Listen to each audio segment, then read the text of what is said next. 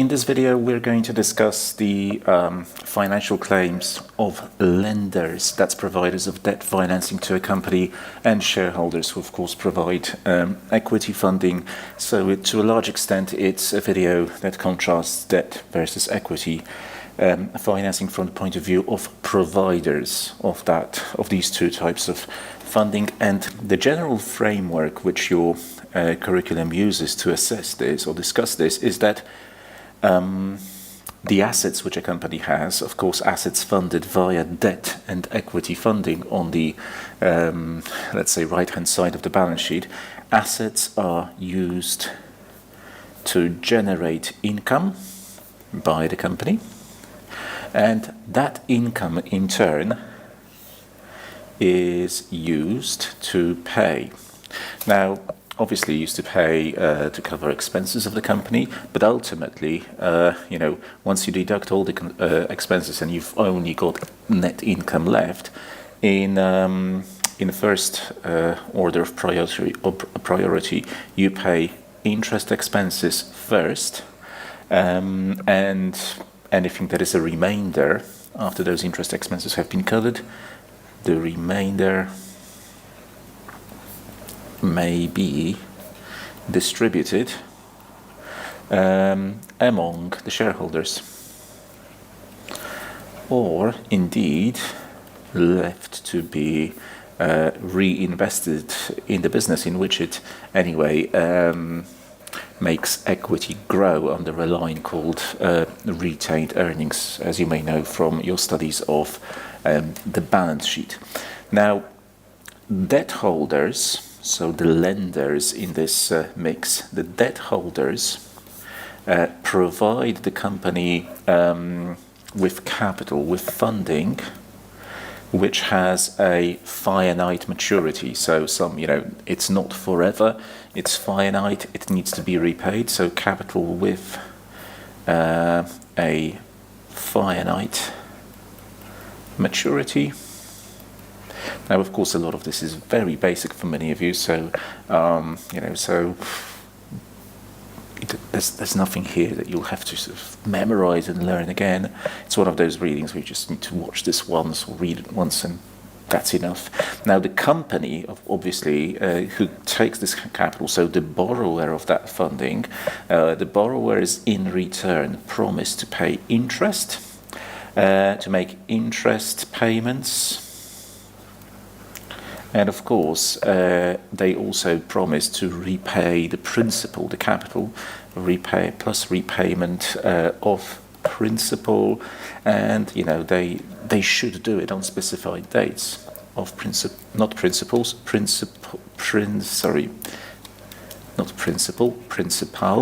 on specified dates. There's a schedule of repayments, especially if you invest in bonds, on specified dates.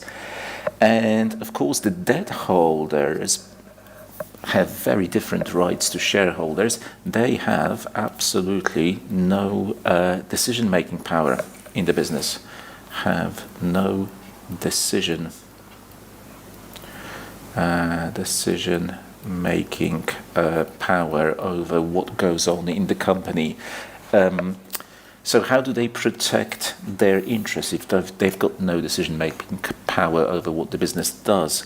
Well, they try to protect their interests, so they may get or achieve some level of protection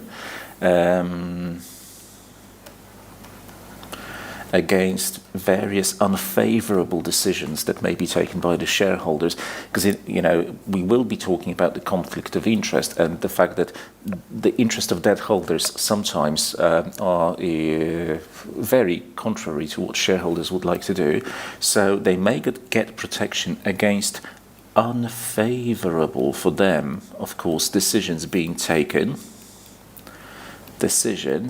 that would be detrimental to them via this idea of covenants, which we also discussed when covering fixed income.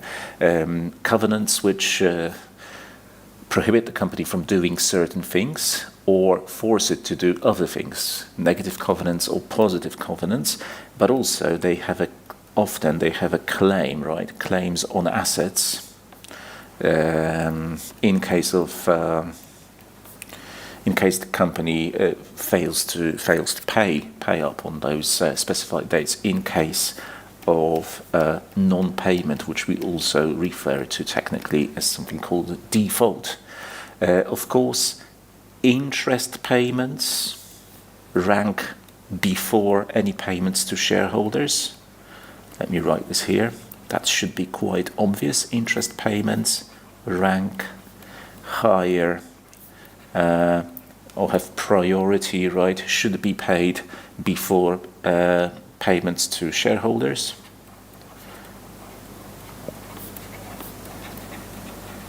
Okay, that's a very important point as well. Now, so this was the situation of the debt holders. Let's now look at the equity holders, or the equity investors. Equity investors, in other words, the shareholders, they provide the company with capital that stays in the business on a permanent basis. So it doesn't have some finite maturity when it would have to be repaid. They provide permanent capital to the business.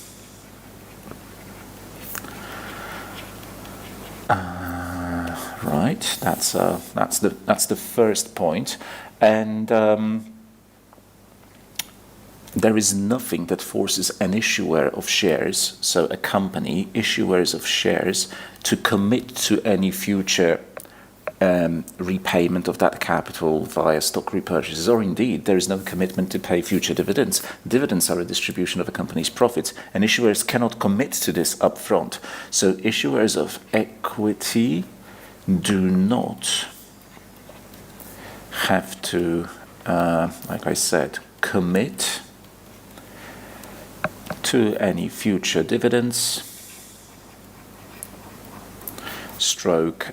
repayments of that capital. Although they may choose to pay dividends, they may choose to give back capital to shareholders via voluntary repurchases, but there is nothing legally binding them to do so. It's important to note that everywhere you will look in the CFA curriculum, equity is described as representing a residual claim. In other words, representing what's left on the company's cash flows, but also the company's assets as well. So that means whatever is left after all operating expenses, things like wages, salaries, whatever is left after investments have been made, whatever is left after debt payments, debt repayments, and interest taxes, what is left, so the residual, may be distributed or may be used to pay dividends or distribute capital back to shareholders. It may be used, it doesn't have to be used to do that, because it might just as well be used to make further investments into the business, so reinvested, and the decision on what to do typically rests with the board of directors, although depending on where you live around the world, there are different sort of corporate governance systems. Sometimes it's the board of directors, sometimes it's decided at the annual general meeting how that split should be performed. And it's of course important to note that shareholders, unlike debt holders, do have voting rights. So they are involved in the decision-making process. After all, they are the co-owners of the business. They have voting rights. Okay, so these are some, very initial points on the relative let's say, rights of debt and equity holders and their situation, their circumstances. Now, it's important to stress that debt is generally considered, and we repeat this also within, later on in corporate issuers where we discuss capital structure. Debt is considered less expensive than equity. And it's less expensive for a couple of reasons. First of all, the providers of debt simply face or bear less risk. Providers of debt have a specific claim have a finite claim, in the sense that a company has made a promise to pay them back a specific amount, a fixed amount, at a specific point in time. In that way, it's finite, and they've got priority ahead of anything that may be distributed to equity holders. So they really do bear or suffer less risk than providers of equity. For that reason alone, we would expect them to demand less of a rate of return, and because of the risk, the amount of risk they face relative to equity providers. And there is one additional reason that is typically the case as well. Interest payments for a company that's profitable are going to be tax deductible.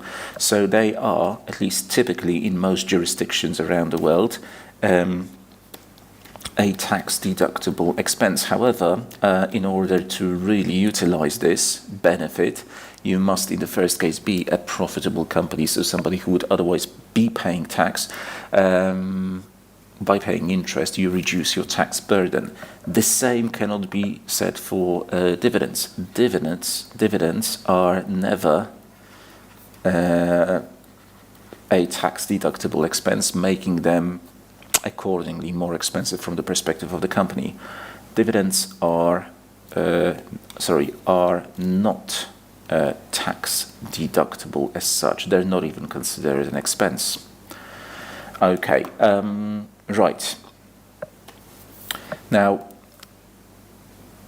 although debt is the cheaper source of funding, check, but using too much debt introduces, let's say, more risk into the business. But using more debt exposes the company to more risk. And this is the risk we also talk about when we discuss optimal capital structure. There is a point beyond which it just becomes too risky to have that much of a debt burden. After all, the issuer of debt security, so the issuer of bonds, commits to paying on specific days interest, but also commits to making repayments of principal, so to return the actual capital. And what if they can't make those payments? What if they don't have enough liquidity, if they're not performing well enough? Debt makes debt is very inflexible. It creates conditions under which you have to meet certain payments, and if you don't, you fall into default, and you may be dragged in front of the bankruptcy courts, and your assets may be liquidated, etc. Equity does give you a lot more flexibility as a source of funding, but it is more expensive. And of course, debt providers also subject you as a company to various covenants, so various restrictions which limit your ability to do what you want with the business. So these are imposed by lenders, and they act in the lender's interest, but they prevent the company from doing, let's say, whatever it wants. Now, the term we typically use when we discuss this increasing debt, which is increasing risk, which is the result of bigger exposure to debt. So using more debt, is the term financial leverage. Financial leverage is the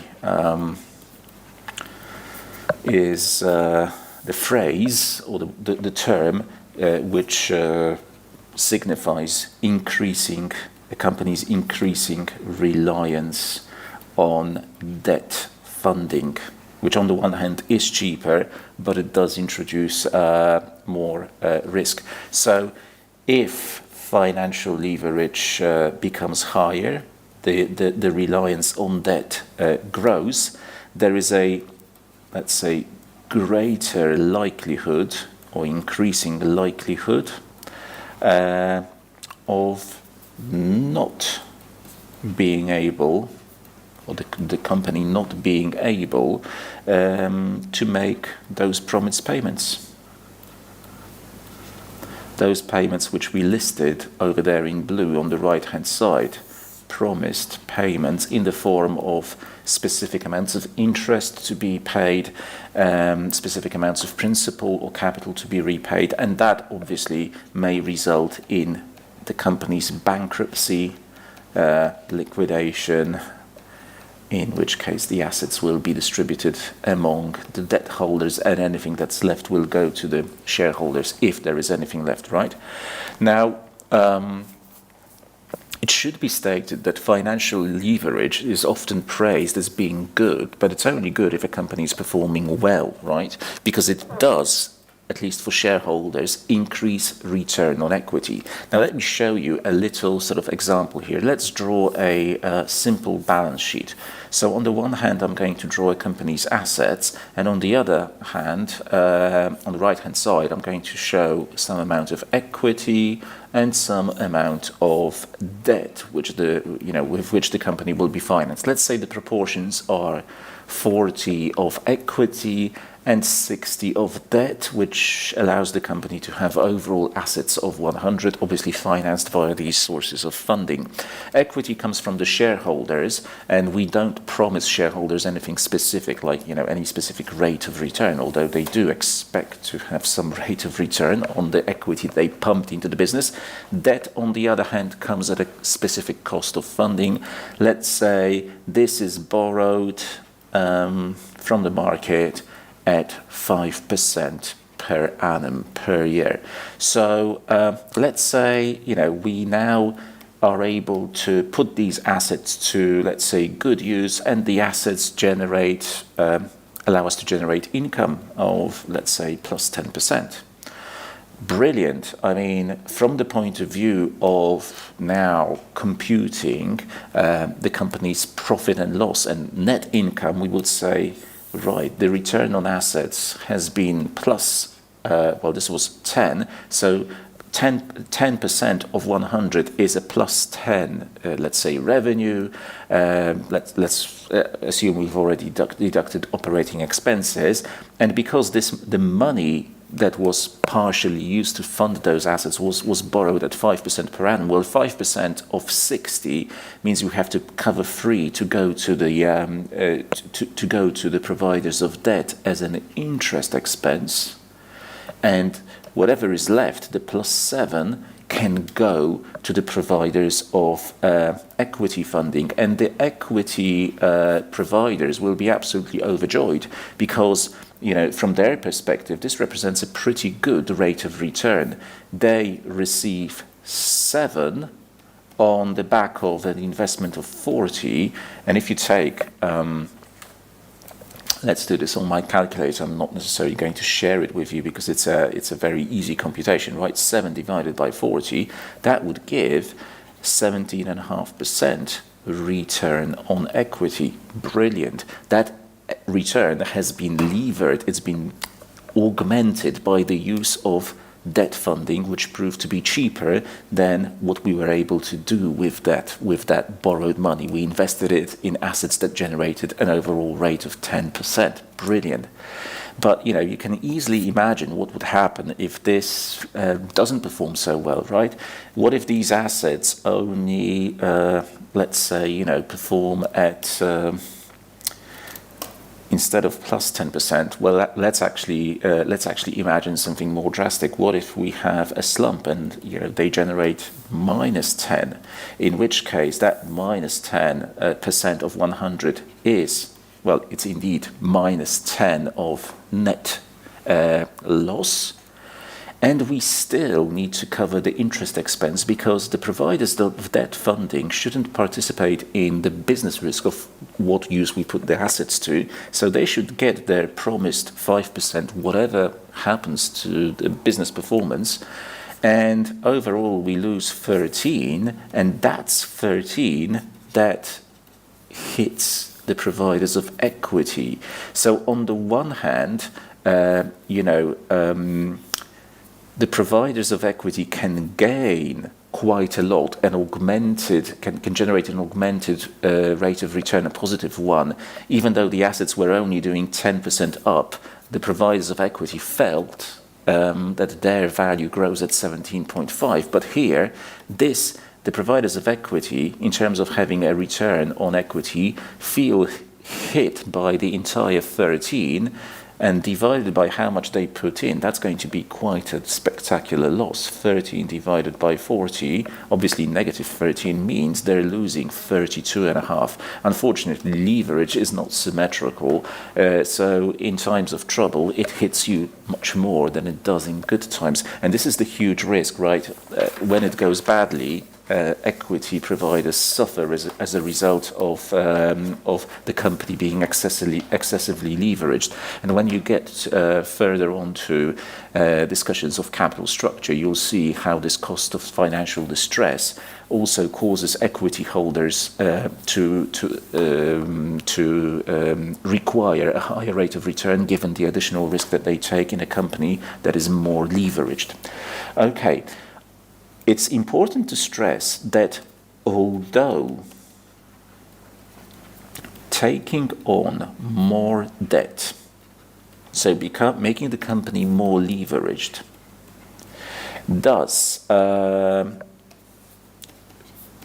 shift the company towards more risk, shareholders often prefer to go down that route. Shareholders, not always, but shareholders often prefer to pile on more debt, often prefer it, meaning more debt, rather than trying to raise more equity, so as not to cause dilution. That is, so as not to share their ownership of the business with others and therefore dilute the earnings potential of the company on a per share basis. If you start introducing more, then more shareholders, you reduce the fraction of the company owned by the existing equity holders, and therefore also the profit that is attributable to them. Okay, now for a very important illustration that also appears in other topics within CFA Level 1, notably in derivatives, at the very end of derivatives, where we apply something called put-call parity to share to company value. You see, if company of firm value, is higher than the amount of debt outstanding, we say that the company is solvent.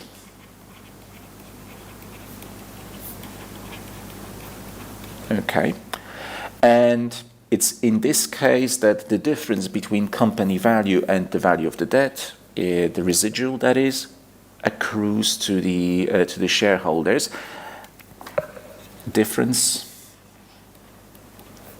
or that positive residual, goes to the shareholders, like we said initially, and at least in theory, there is no upper limit to this. If the company value grows spectacularly, there is no limit to how big that difference may be. But if the value of the company, so think about the value of its assets, for example, is lower than the amount of debt, then we say the company is insolvent. And what would this mean, the fact that the company is insolvent? Well, shareholders wouldn't be able to receive any difference, seeing as there is no positive difference between company value and the value of the debt. In fact, all of the company's assets would be liquidated in order to satisfy the claims of the shareholders. And that wouldn't even be enough to satisfy the claims fully. So shareholders lose in this situation their entire investment, they walk away effectively with nothing, and any assets are used simply to pay off the debt. And of course, it's the debt holders who then try to recover anything that they can, their capital, using the assets that the company has. Now, this chart, or this graph that I'm going to draw, it also appears in derivatives at the very end. So on the one axis, we're going to have firm value, and over here, firm value as well. And look, I'm going to mark somewhere here the amount of debt with the company which the company has, but this will be sort of marked on both axes, debt. So, if the value of the business is higher than the amount of the debt outstanding, the providers of debt financing receive what is due to them.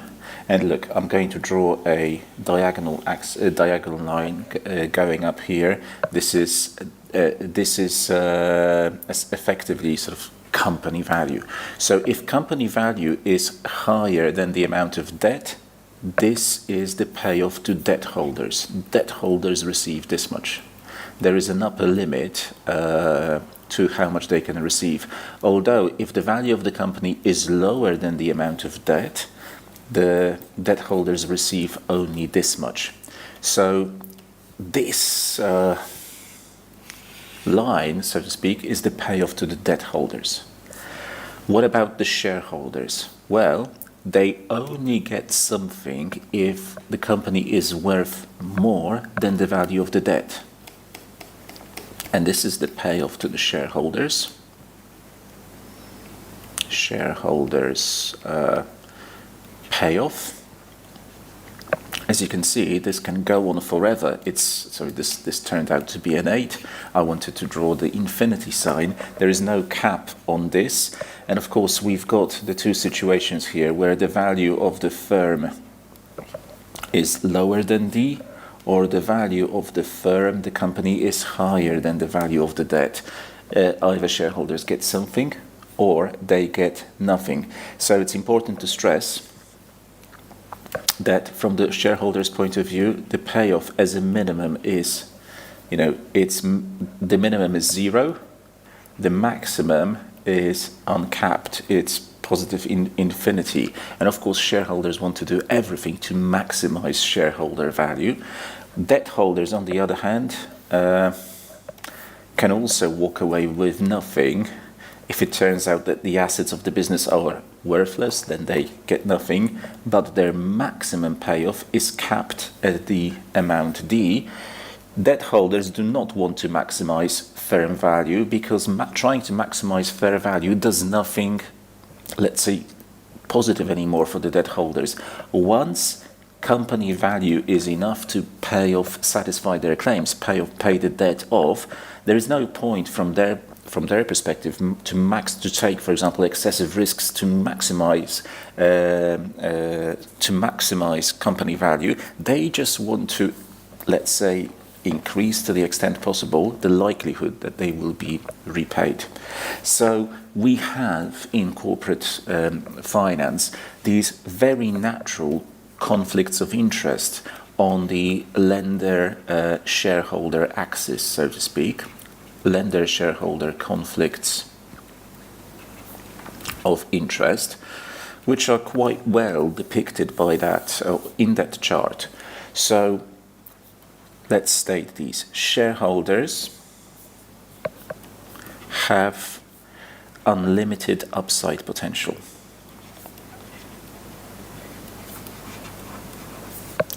And they, of course, want to maximize company value so as to maximize that payoff which accrues to them. So they will naturally have a greater or a preference for projects with greater risk because it's only by taking more risk or venturing into more risky things, more risky projects, that this value may be increased, especially if the company value is somewhere here, right?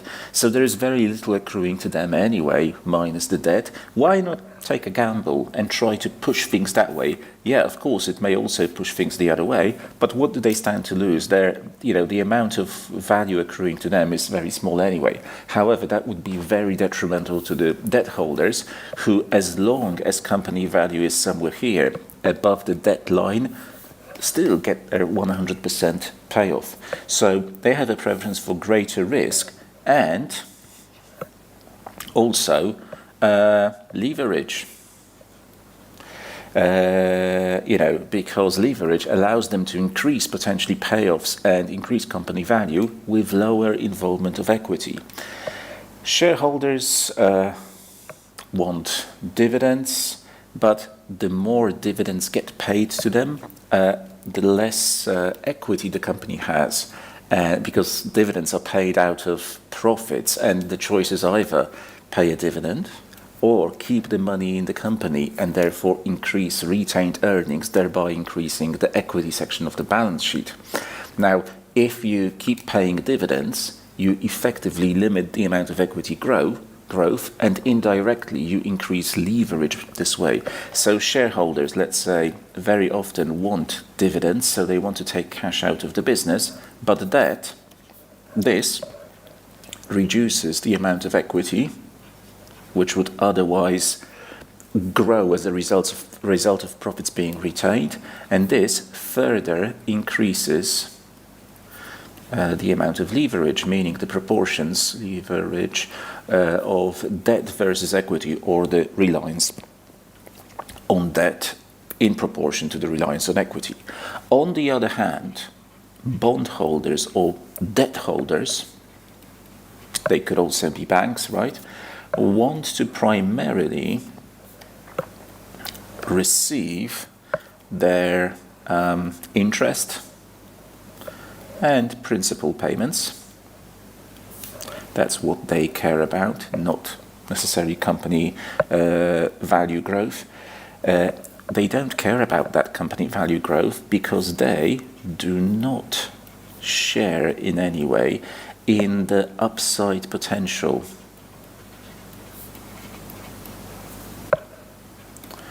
If the company decides to take on riskier projects and, to the benefit of the shareholders, debt holders get nothing out of this. So in the upside potential of riskier, more leveraged projects. Therefore, the preference of debt holders is that the company should engage, so they prefer less risky projects to be undertaken, so as not to endanger company value in terms of dropping below the amount of debt, with more stable cash flows.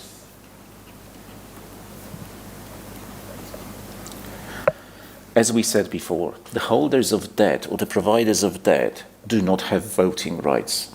So they don't have a direct say in management decisions. So the only way they can prevent the company from being steered in a direction which would be more beneficial to shareholders, but less beneficial for them, so towards those riskier investments that have the potential to sway company value in this direction or the other, is to make sure that, when the debt is provided, they build in appropriate restrictions in the form of covenants, which limit the extent of leverage, and they make sure that the company retains enough cash flow coverage, liquidity, so provides for the stability of cash flows and prevents generally the company from taking on excessive amounts of risk, which would be detrimental to the debt holders.